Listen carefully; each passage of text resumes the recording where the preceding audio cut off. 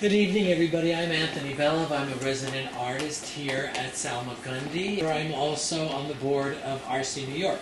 So I'm kind of the cross-reference between the two organizations, and this is already our second year of talks sponsored by Salmagundi of ARCE New York.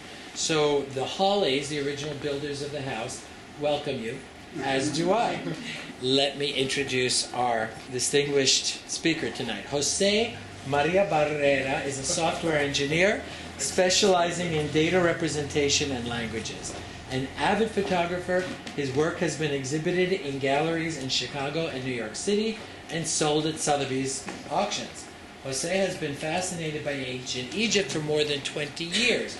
He is the author of the newly released Dendera, Temple of Time, the Celestial Wisdom of Ancient Egypt, and which is the subject of this talk. With such great pleasure, I'm so happy to welcome José Barrera.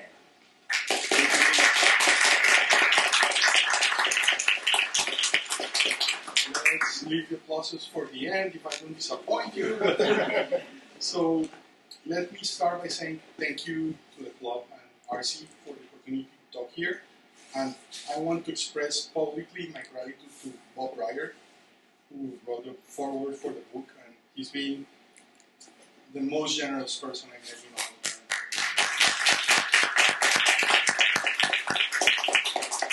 Also, he's going to be my lifeline for any difficult questions that they ask me here. I'm going to delegate them to Bob. So, without any further ado, let me start. This project is a project that I started probably 4 years ago. The idea came to me probably 7 years ago, or 8 years ago, when I went to the Temple of Dendera. And I was fascinated by this place. I never expected to find something so beautiful. And it shows that I got obsessed with this because, well, it became this book. So I take my obsessions very, very seriously and to the culmination. And as my wife can attest, and she's also very patient, I get obsessed with things, and until I finish, I don't stop. So the story started probably 7 years ago when I went to the temple, and I found the most magnificent place I've been in my life. And so beautiful, like nothing I've seen before, but I was dying to know what the place was about. Especially when you go there, there is a ceiling that I'm going to show you, and that ceiling is full of celestial images with Egyptian gods and stars and weird and strange characters. And if you don't know about Egypt and Egyptian mythology, and if you don't read hieroglyphs like the gentleman here, then you feel so tiny and so ignorant, because the place is enormous. Like everything in Egypt, you feel like you're like an ant.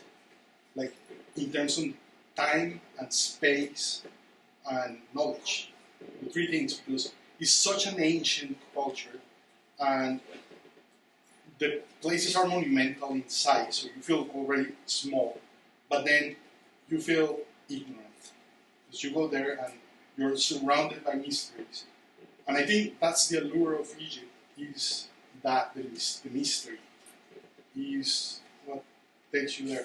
So I was wondering, just please raise your hands if you've been at the Temple of Dendera. Ooh, wow. A lot of people. Right. So for the people who haven't been there, the Temple of Dendera is right at the heart of Egypt. You see this little bump here on the river, on the side of the river, and it's probably an hour drive from Luxor, and is a well-known temple, but is out of the way of the main tourist destinations. So even though I think it's the most spectacular place in Egypt, it's not as visited as other places, even though it's better, if you ask me. The Temple of Dendera is a late temple. It was built in the year 50. It started, the construction of it started in the year 52 BC, and it lasted, the main body of the temple lasted 30 years, the construction, and actually, Cleopatra was one of the big builders of the temple, and that was her temple. And one of the very few images of Cleopatra is on the back of the temple on a wall with her son Caesarion, the son of Caesar. And it's one of the very few images. And she never lived long enough to see the combination of the temple. She died in, I think, in the year 30. So she worked on the temple, or she sponsored she didn't work on the temple. She sponsored the construction of the temple for 20 years, and then because of all the struggles with the Romans, she died, and she never saw the end of the temple. So let me show you a little bit. I want to show you, like today, on a map. If you go to Dendera, so Luxor is here, and you have to take a road. You can take either side of the Nile, and then you end up here, and you come to the temple. And this is the aerial view of the temple, and it's like a very large space surrounded by a mud wall. And what I want to show you now is a depiction of the temple. So this is a watercolor by a French artist, and this is a depiction of what the Dendera complex used to look like, or we think look like on its prime time. And as you can see, the temple was not like temples today, where what you have is a place of worship, and that's it. And you go to church, or you go to temple, and you worship there, and that's the function of the temple. These were the administrative centers of the ancient Egypt. So they were not only religious centers, but they were theocracies, and they were like the administrative centers of the state. And this one in particular, but it's one of the things that is fantastic about the Temple of Hathor, is that many temples, when you go to them, like the Temple of Edfu, or temples at Luxor, what happens is that they're temples, and they're masculine temples. And you look at the walls, for example, in the pylons at the entrance of the temples, and you see the pharaohs beheading people, right? They're violent. Those are violent temples. This is a feminine temple. It's a temple of life. So what is beautiful is that it's harmonious, and it's something that is very interesting, and you that the people who have been here can attest, is that every of these temples, when you go to them, it has a different feeling. And you cannot capture that with images or any of these things. But when you're on these temples and you walk inside, there is a feeling, and each of them has a different feeling. It's very strange and hard to describe, and especially in the temples that are in pristine condition. And one of the beauties of the temple of Hathor at Dendera, this is an image now of how it looks like, is that the temple is in perfect shape. So when you go there, you don't have to imagine how the temple was. The temple is the way it was 2,000 years ago. And they just clean the colors on the ceiling that the book is about, and that's where we're going to eventually end up in. And the colors are as if new. Like you go there and you look at the ceiling, and it looks like it was painted yesterday. And it's wonderful. It's 2,000 years old, and you don't have to imagine, you have to wonder, because it is fantastic. So the goddess of the temple is the goddess Hathor. The goddess Hathor is one of the oldest deities of ancient Egypt. She is probably pre-dynastic, and she is the cow goddess. And what is interesting about Hathor is that this is the hieroglyph of Hathor, and literally it means Hether, which means the house of Horus. So it's comprised by two symbols here. One is the falcon, which is Horus, and then the square with this little corner here, that's a house. So this hieroglyph, Hether, means the house of Horus. Or the womb of Horus as well, because Hathor can be seen as the matrix. And Hathor, which is the cow goddess in certain forms, she is the goddess of fertility and maternity. She is the prototypical feminine deity. And because it's very ancient, what happened is that a long time, as time went by, she got mixed with other deities, and attributes from deities switched from one to another and merged, and they run out of fashion and came back again, and so on. So she got many appellatives and many different characteristics along the probably 4,000 years or 5,000 years of existence. And these are many of the names and the appellatives and epithets of her. So she's the Divine Mother. She is the Lady of the Vulva, and I'll explain why. She is the Celestial Cow. She is the Mistress of the Sky. She is the Lady of the Two Horizons. She is the wife, mother, and daughter of Re. But think about that. How can you be the mother and the daughter of a deity? So the thing is that we have a tendency to anthropomorphize these deities. But they are symbols, and they stand for something else. So if you think about the sun and the movement of the sun in the sky, the sun is born in the morning, and she's the goddess, the Lady of the Horizon. So she gives birth, the horizon gives birth to the sun in the morning.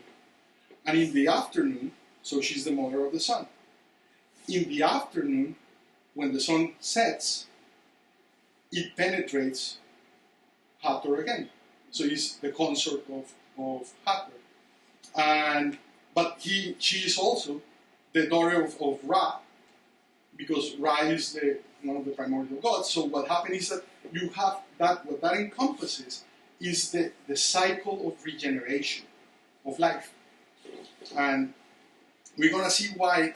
Oh, the other side is she's the lady of drunkenness, the lady of sex, the lady of the goddess of music, the goddess of rhythm, and is very joyful in many ways, but she has a very dark side as well. And she's called the Eye of Ra.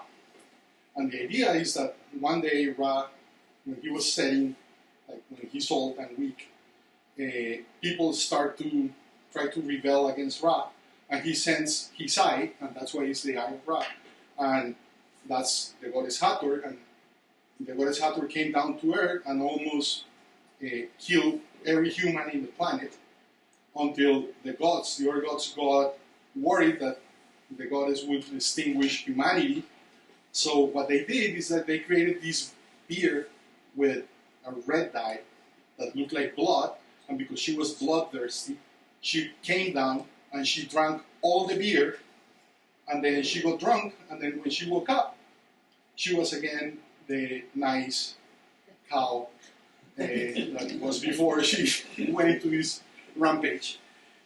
So that's why she's also the mistress of fear. And think about so it's music and sex and maternity and rage. What all these things have in common is that she is emotions. She is the goddess of emotion. And emotions come in waves, right? They're like, you get angry and it comes like a wave, a tsunami, and then you get, so you can think of life as a river of emotions. And what you're going to see is that Egyptians, older symbolic language, are very few symbols and themes that they reuse again and again and again, and they use them as allegories for different things, and we're going to see that. So this is the temple. Basically, it's 7 stories high, it's enormous, and this is the entrance of the temple. And what I want to show you is this is the diagram of the temple. What you're looking is basically it faces north, so you're looking south, and the photo that you saw before, this one, is looking from downwards up. And basically all these temples, the way they were built is like they were built like onions. So the construction of the temple started at the center, and they built the Holy of Holies, or the inner room, that is the most private room on the temple, and that's where they used to keep these temples. What they used to do is they used to keep, they were the house of the god, the resident god in the temple. So the god used to inhabit the statue of the deity of the temple, used to inhabit the statue, and the statue was kept here in the Sanctum Sanctorum, or the Holy of Holies, is the center of the temple. So the way it was constructed is that they built this first, and it has ceiling and everything, and it's a small room with ceiling and everything. And then they start to build around it more and more rooms. So they start to build the other rooms and so on. And then Cleopatra, before she died, right, they were decorating the walls of the naos, that is this part of the temple. And this part, that is called the pronaos, which is in front of the naos, wasn't there when Cleopatra died. This was finished a century later by, I think, Emperor Adrian in the 1st century AC. So this is the pronaos of the temple. You can see here where that is the lower room, which is the largest room in the temple. The columns are 7 stories high. They're gigantic. And the room itself is like 2 tennis courts put together. So when you walk there, you feel really tiny. And there is a column, there are 24 columns representing each hour of the day that support the ceiling.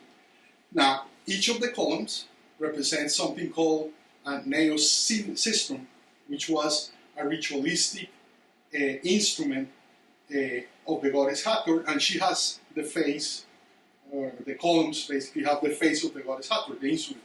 Now, since you can buy anything you want on eBay, and I have people here that are archaeologists and love to get music, so there is a replica of the system, and this is an instrument used in rituals for the goddess Hathor, basically. So I'm going to put it here, and later on you can play with it and make some music.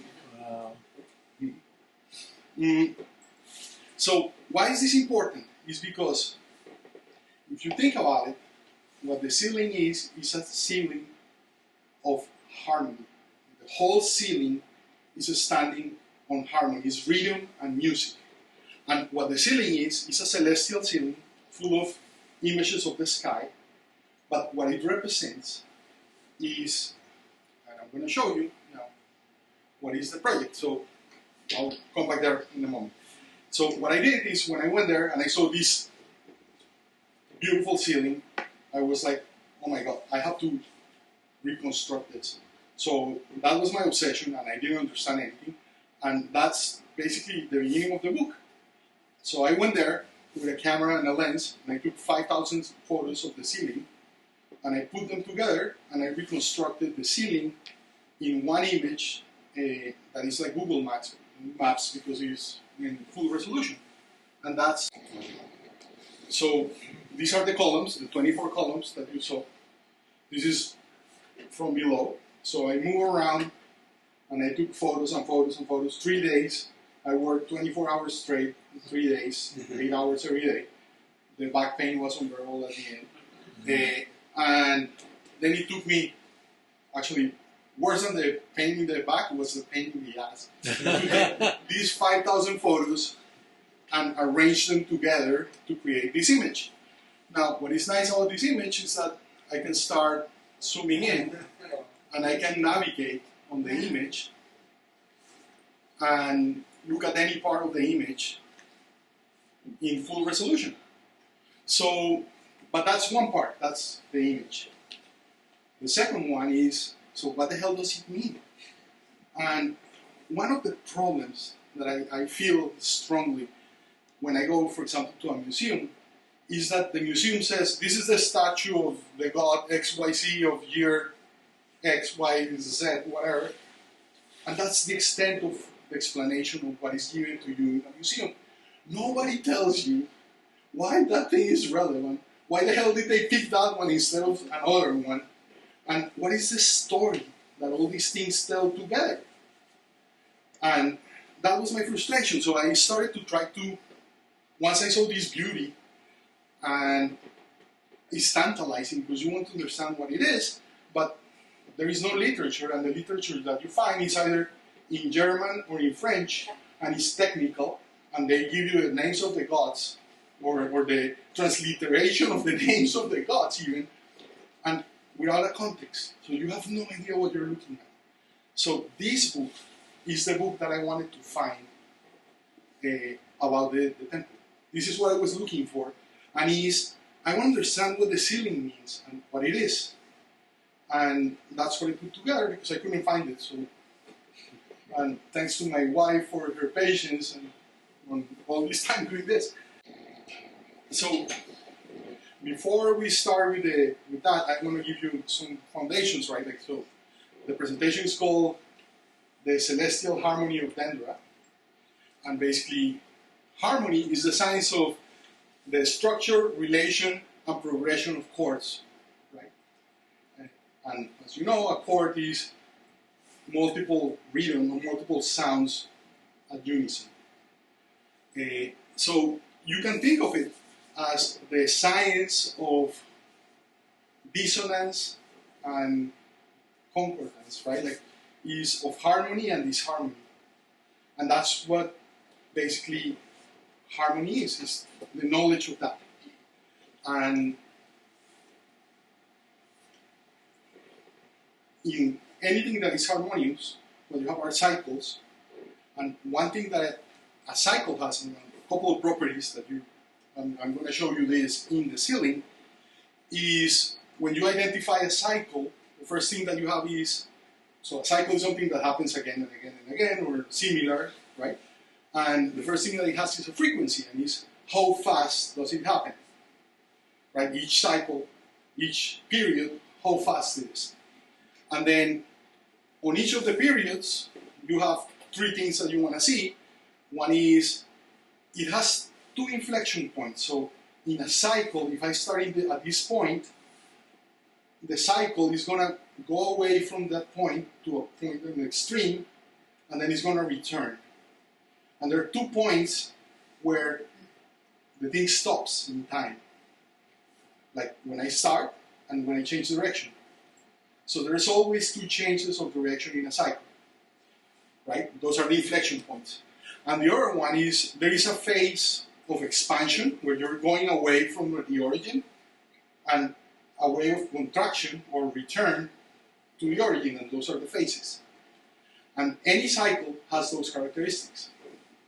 So, what the ceiling is a celestial ceiling, because what you go and you see there is full of stars everywhere, and one of the things that it has, and is one of the things that they found, is that, so imagine this, at the beginning of at the end of the 18th century, 1979, the Napoleonic expedition, a bunch of Europeans, French Europeans, landed there, and we have forgotten how to read hieroglyphs at the time, and these people arriving to this temple, and they have no idea what we're looking at. All they knew were recounts of Greek people who had visited while Egypt was part of the Greek Empire, right? And the Ptolemies. And that's all they knew. So they come here and they look at this room and they're confronted with all these strange monsters and symbols on the ceiling, and they don't understand anything. But on this temple, they find something that they can relate to, and it's the signs of the zodiac. So they look at this ceiling, and what they see is what we know. They see Pisces and Scorpio and all the 12 signs of the zodiac. And the reason for that is that because this is a late temple, and this temple was under the influence of the Greeks and the Persians, the zodiac is originally Babylonic. So at this time, they had already incorporated the zodiac and the signs that we know into their knowledge. And what is nice about this being a late temple is that it encompasses the majority of the knowledge that the Egyptians have in terms of astronomy, and it's encoded in the ceiling. Now, the ceiling, when you look at it at the first time, and you say, okay, so it's a bunch of stars, so it's a map of the sky, but that's not what the ceiling is about. What they did is that they used the stars to measure time. And what is interesting about the way they saw time is that time for them was not linear. It's not like us that, oh, it's like we started the year 0 and then we went like thousands of years before, and then we go to the future, and then we die and we either go to hell and heaven, and that's it. And that's the Western view of time. For them, time was cyclical. And think about it, it makes sense. Like, and for them, every time a pharaoh died, time started over, and then you have a new cycle of the new pharaoh. And then when you start to think about time as a cycle or cyclical, then what you start to see is that it happens everywhere. Like every day, the sun rises and sets. Every year we have seasons, and so on and so forth. So you can start to think about time in terms of cycles, not as a linear thing. So what they did is, because they conceived time as cyclical, what they did is that they encoded the different cycles of time in the ceiling. And this is a ceiling that encompasses all of existence. Why? Because the way it is laid out is that the highest frequency possible is in the center, which is the present, and then on the sides, lower frequencies, lower cycles of duration. The ceiling is close with the goddess Nut, that is the sky, the darkness of the sky, that is, it doesn't move. So that's the longest possible cycle is the one that has an infinite period where nothing moves and is immovable, and that's eternity. So you are capturing the whole of existence of humanity from the present to eternity on this map. So this is a map of the whole universe. Now, what I'm going to start showing you in the ceiling is, so the thing is comprised by 7 panels. What I'm going to do is I'm going to show you some details and the different cycles that they capture in each of the panels. And we're going to see why this is relevant.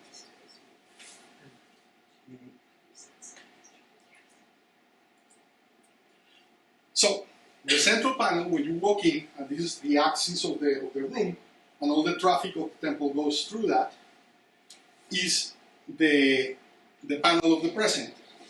And let's go there. Yeah. So what you have here is the solar disk. And what this solar disk represents is the pharaoh. So what it is the present, it is the traffic of the temple, it is the shortest possible frequency that you can have in time. And what it is reality and the day-to-day. And if you think about it, the pharaoh is the bridge between eternity and divinity and the mundane, earth. So what it is the present, and the pharaoh is represented in the central, in the axis of the temple. And now he is protected by 2 deities. One has the head of a snake, of a cobra, and the other one is a vulture here. And one represents Lower Egypt and the other one Upper Egypt. And then the solar disk is the pharaoh, and that's the symbol in the sky of the pharaoh. And that's the central panel. Now, I'm going to show you one of the most beautiful panels, I think. I'm going to show you the panel of the journey of the sun during the day.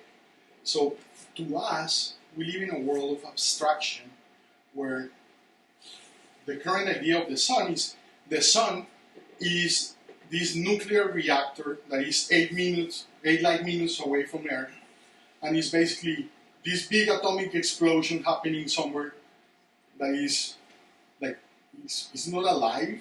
It's just like it's a nuclear explosion that generates heat and hits us, and that's it. It's a very abstract thing. But if you think from the point of view of us, the sun has texture. In the morning, when the sun first starts to rise, it's weak. It's like a little kid. And then as the day goes by, it starts to get warmer and the day brighter until it reaches the highest point in the sky at noon. And then it starts to decline. And remember what we were talking about, the cycles, that you have a phase of like expansion and contraction, or rising and declining. And that's what you have in the ceiling. Let me go there. And this is the sun panel. So the way they decided to represent, and by the way, they invented the idea of the 24 hours on the day is an Egyptian invention.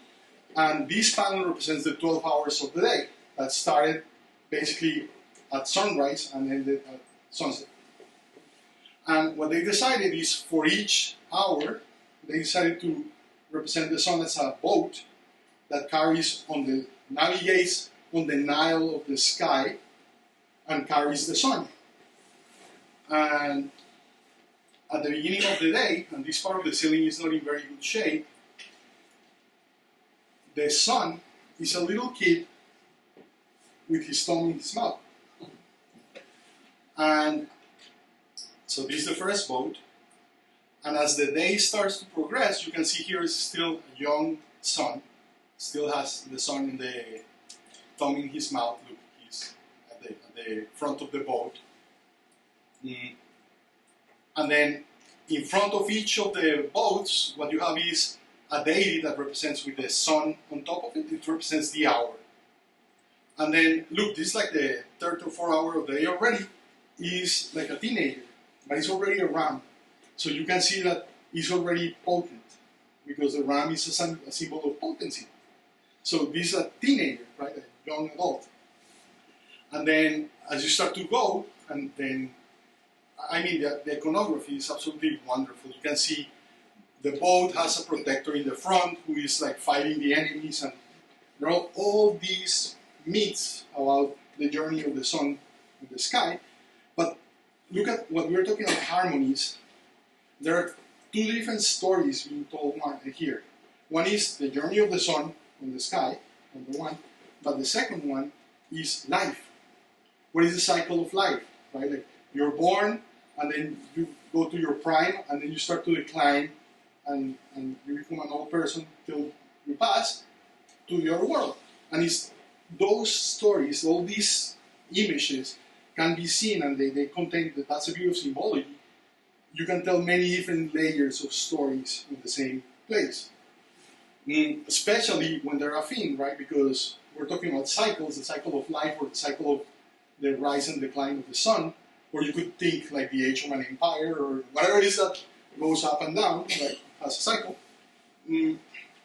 So as the day goes by, look, he's now in his 20s, until you get at noon, and he's a ram with 4 heads. That's like full potency. And each head represents one of the cardinal points, because it's the sun at its highest point in the sky. And then notice that up to here, the sun is represented like the deity and a solar disk. And from this point on, at noon, the boat starts to decline, goes to the next phase, declining, coming down, and you don't have the sun anymore, like the solar disk anymore. So you start to go down, down, down, down, and it starts to get like a mature guy. And then once you start to get into the evening, then there is a mummy in the front of the boat, representing what is to come. That is basically the death of the sun on the horizon. And then in the last boat, the sun is represented like an old guy with a cane. That's the weak sun of at dusk. And so that's we saw the present, and now we saw the next rhythm, that is the daily rhythm, right? Every day the sun is born and dies and resurrects again, and you have that cycle every day. That's the first cycle. The next one is probably one of the most beautiful panels, and it's the panel of the moon. So this is the month. And remember, this is a temple of fertility. This is the temple of the goddess Hathor. What it represents as well is the cycle of human fertility and menstruation. And by the way, month and menstruation come from the same word, that is to measure. So let me show you that. That panel is very mysterious, and it's represented here. So this is the new moon in a boat again, and it represents Osiris. You know, most of you must know the myth of Osiris, of course. So Osiris reflects the light of the sun, because he was killed, and then Horus, which is the sun, lent him one of his eyes so he could reflect the light at night and illuminate the souls in the duat, or the night. And because I don't have too much time, I want to show you this, which is beautiful, because this, as you see here, is a mirror. So if you look at Egyptian mirrors, that's a mirror. And what is the moon? The moon is a mirror of the sun. And the moon has something that is, from all the objects in the sky, the moon is imperfect. It grows and changes form, the shape, and then it dies, and every day a part of the moon is stolen and lost. And that's the myth of Isis and Osiris. Is said broke the body of Osiris in 14 parts, which is the 14 days of one of the phases of the moon. And in the other, Isis then recovered the 14 parts and put together the body again. And that's what you have here. This scene is, this guy is the god Thoth, Yehudi. And then these are the Ennead, the primordial gods of Egypt. And what they represent is creation. And I cannot go into details on that. But each of those gods, what it is you start with the monad, the unity, and then the first thing that happens is you have duality, because existence requires of duality. And then what they do is they become four, that is basically the four elements in alchemy. And the four elements are basically what creates the material reality. And then all of them, what they're telling you is the story of creation. So yes, they worship multiple gods, but not really, because their gods were attributes or fundamental forces of nature. So when you look around, like we have entropy, we have chaos, that's said, we have fertility, that's Hathor, we have cycles, all these things, when you start to see what they're talking to you, is science in a symbolic way. And let's go to the last panel that is spectacular, and is the panel of the goddess Nut, where you have the constellations of the zodiac. And this is why they were obsessed with this. It's on the other side, by the way, sorry. So, the existential problem of the Egyptians was the flooding of the Nile River. Because Egypt is a desert, and the Nile creates an oasis around the desert. And what happens is that every year, water from Ethiopia used to come until they dammed the Nile in the 50s. But before that, Egypt lived at the mercy of the flooding of the Nile. And this is an agricultural society, so they better know when they're going to have water, because it's not that they can do anything else. It's a desert, and if they don't plan and they don't structure their society around the flooding of the Nile, then they won't exist. And what is interesting about the Nile is that the flooding is regular, and they found that the rising for the first time after 70 days of the star Sirius, the god star, coincided with the flooding of the Nile. And that was the most important star for them, was Sirius, because that signaled the beginning of the Egyptian year. And then you can see that here, right? So this is beautiful. This is the goddess Nut.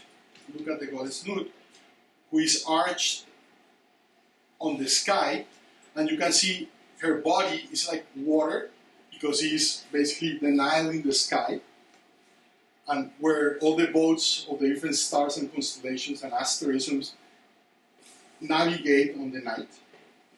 And what you have is, every morning or every year,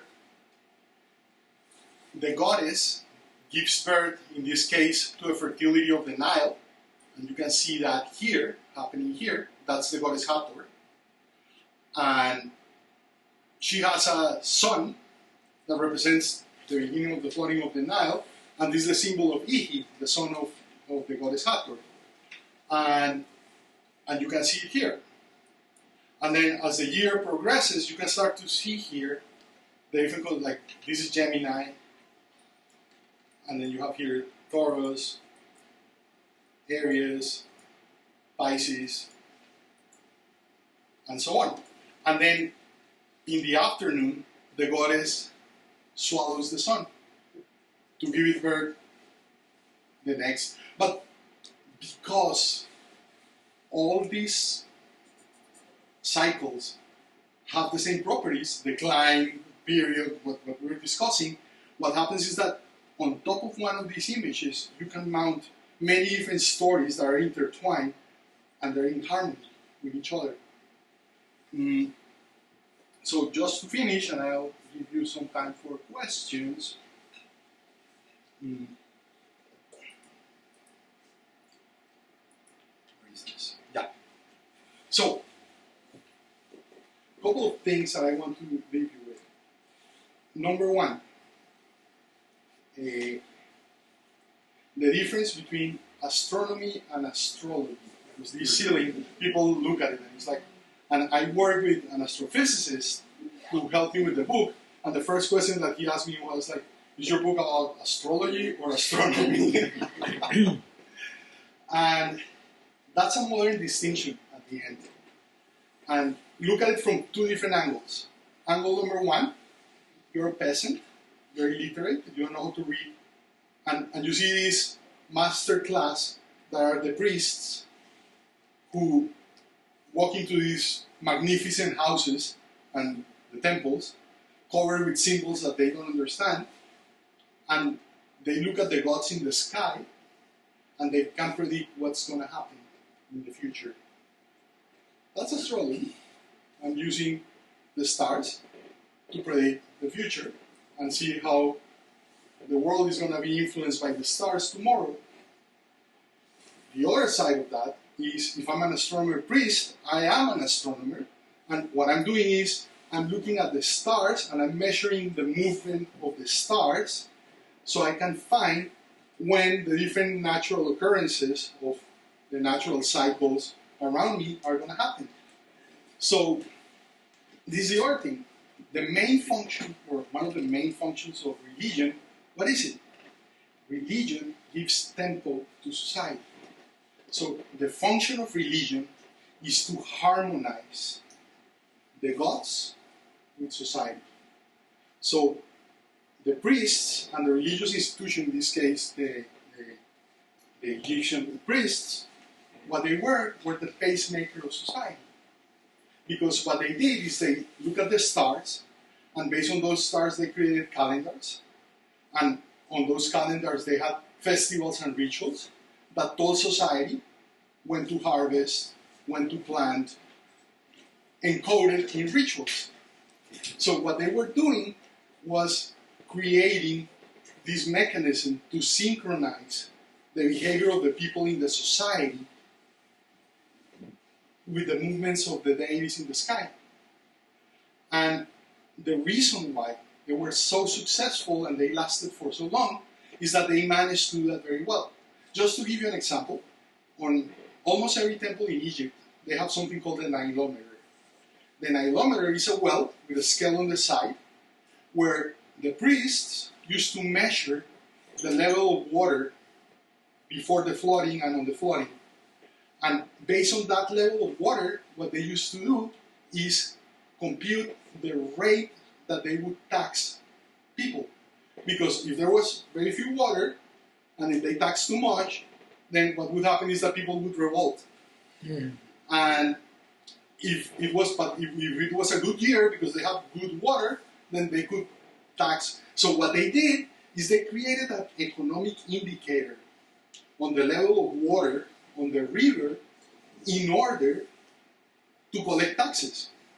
Think how sophisticated that is compared to our IRS, where regardless of the year that you have, or you are in a bracket from 20 to 35, that's what you pay, regardless of how good the year is and how good the economy is doing or anything.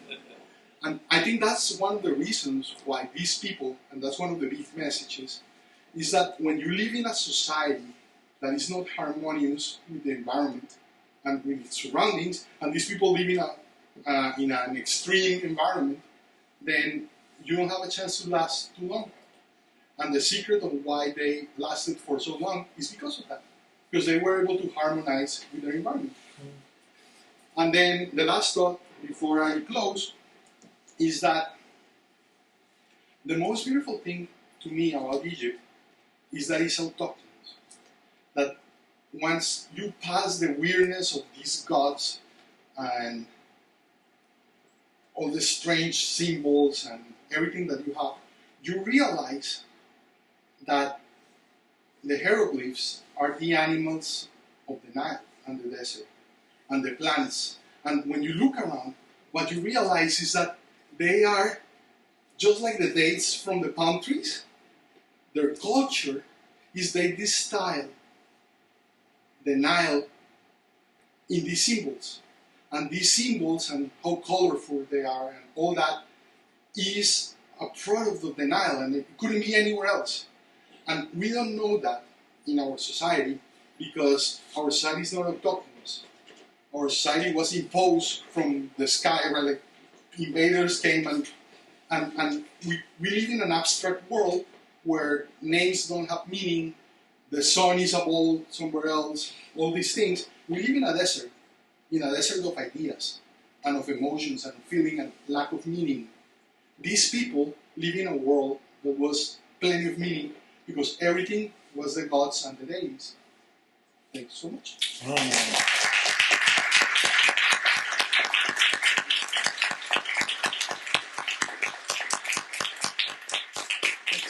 Let's open it to questions. And Bob is going to answer them. Bob is going to answer.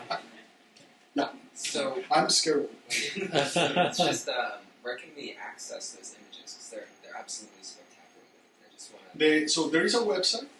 It's my name, so it's going to be a mouthful, but josemariabarrera.com. There you go. So that's the site, and here is a place, and here you can see the ceiling. Oh, there you go. Wow. Yeah. So I do remember from my visit that Dendera was unique for having this chromalis that you spend most of the time talking about. So I guess like the premise of my question is that Dendera is unique in having that area, that kind of this area that we talked about with the roof, because I'm from Dr. Beer's lectures, he talked about how the normal people wouldn't be allowed, like it would get progressively darker as you went deeper into the Holy of Holies, and normal people weren't allowed in. And so this seems kind of, I guess, were normal people allowed into this space to look at these images? Why why did they build this type of structure with these images in this temple? Was that an influence from the Greeks, given that this was built during the Ptolemaic period? So this is not the only temple that has that, by the way. For example, the Temple of Esna, which has been just cleaned up, is spectacular. It's smaller than this, but the imagery in the ceiling, and the only thing that lasts from that temple, by the way, is the pronaos.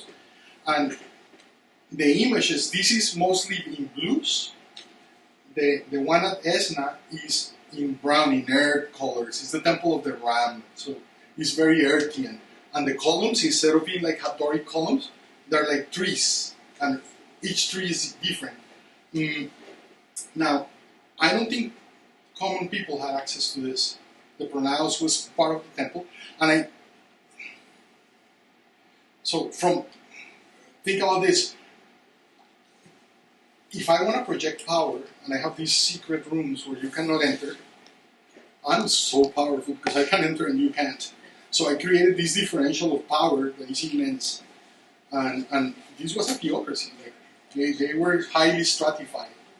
So, I just wanted to say something about that question. So on the back of the temple, there's this niche with the face of Hathor, and that was, I think, theorized to be, it's called like a listening ear shrine, where the people could come up, and that was like the only part they could access, and they could say their prayers to this face of Hathor, and it was actually directly across the wall from one of the inner sanctuaries, so like it would pass through the wall and be transmitted.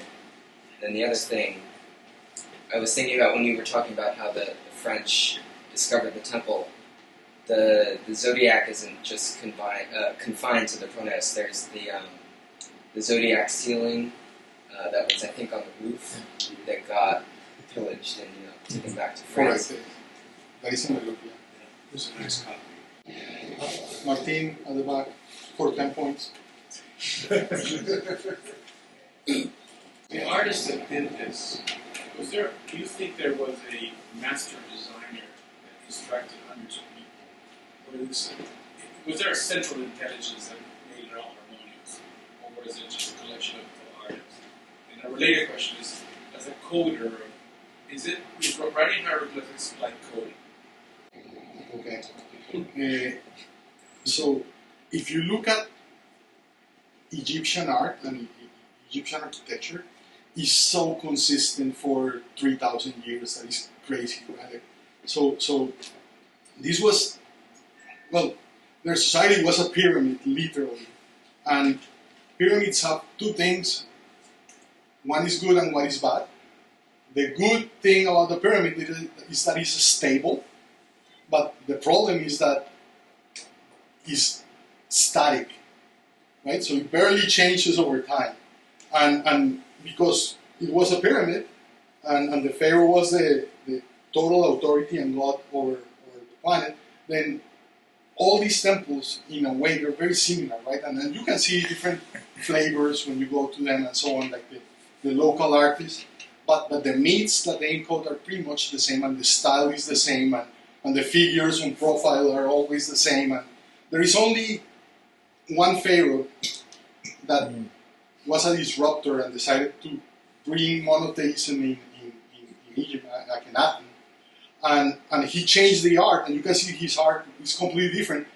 It lasted as he lasted, and as soon as he was gone, they went back to the original art.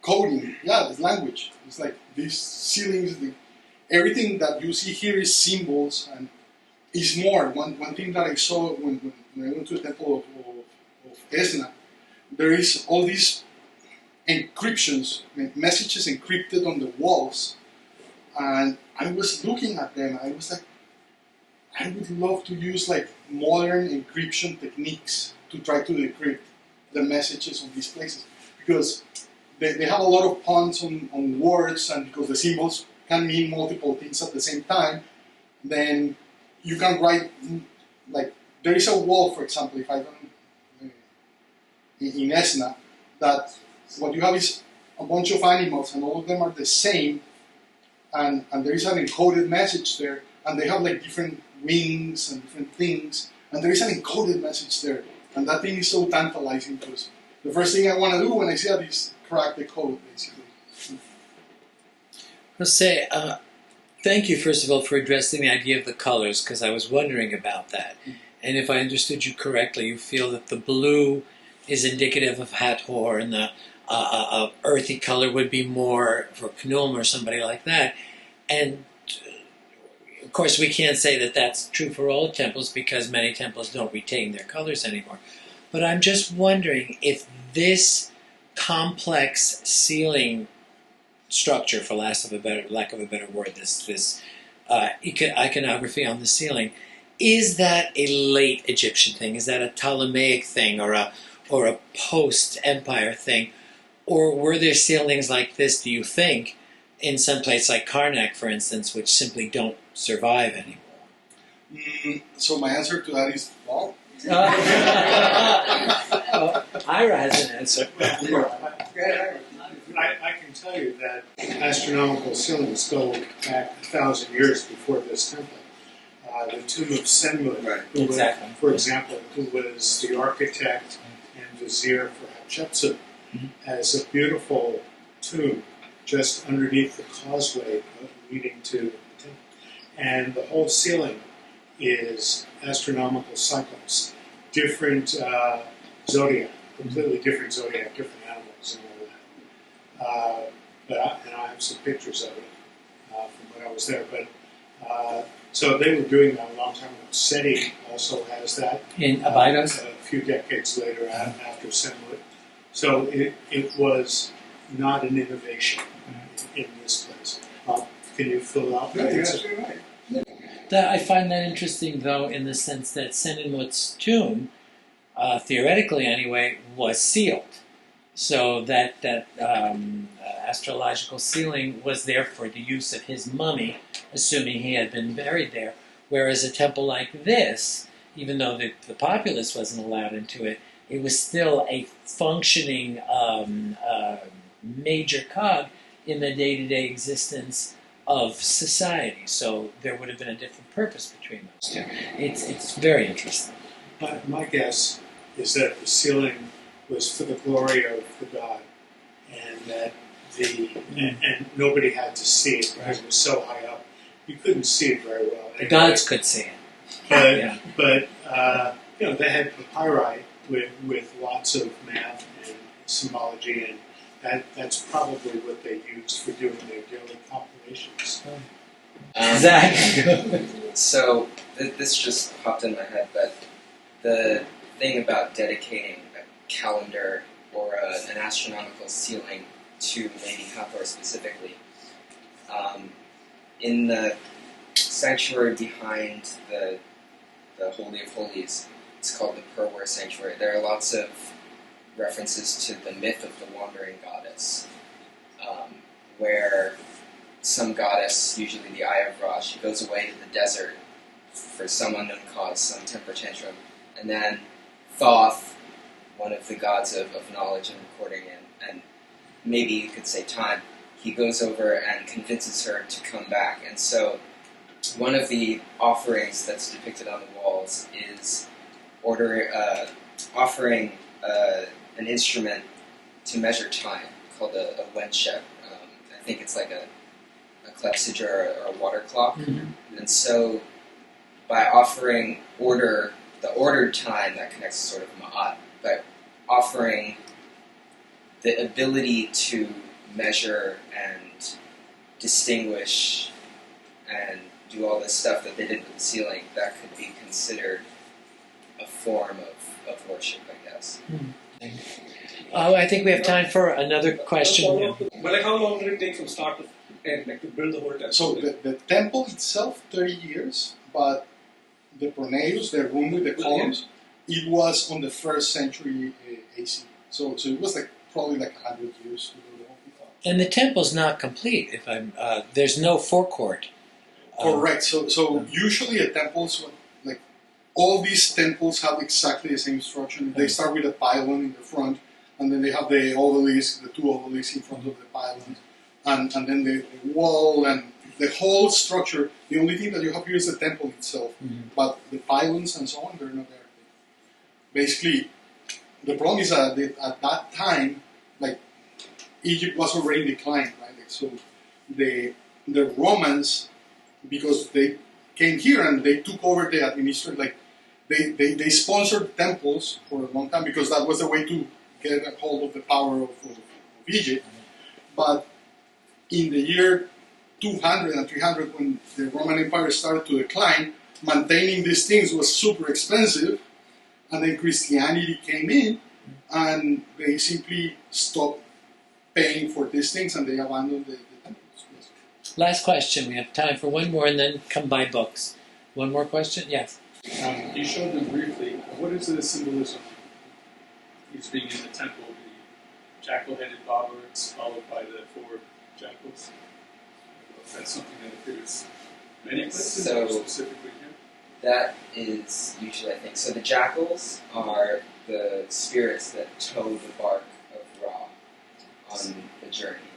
And then the jackal-headed bobberts, I think, I might be wrong, I think they're the souls of the west that greet the sun when it comes down into the duat, and then the counterpart would be the souls of the east, which would probably be monkey-headed, because the monkeys, they howl at the sun when it comes up. I could be, I think also there's one scene or whatever where both are jackal-headed, but I think Do they that's have the same ones in Abydos? Because I have a poster book. It looks like this, but it might be in Abydos too. Those same jackal-headed bobberts followed by Right.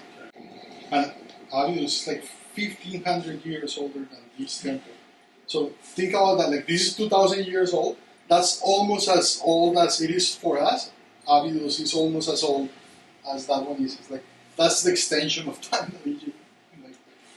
Zach will be giving us the talk next year. Please come up and buy the book, play with the system. And if you wish to join us downstairs, feel free to afterwards. Thank you again so much, Jose. Another round of applause.